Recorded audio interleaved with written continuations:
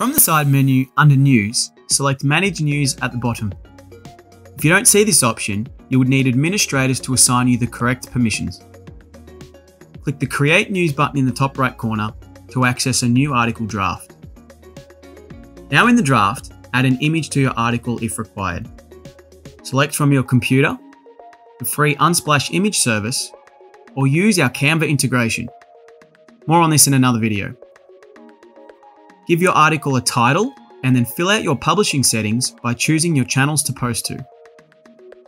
Optional features include adding of extra authors, as well as choosing to schedule your article in advance if needed. Add some content to the body section. This can range from images and videos to documents and tables. Add your keywords for searchability and choose to toggle those social features, allowing readers to like and comment on your article.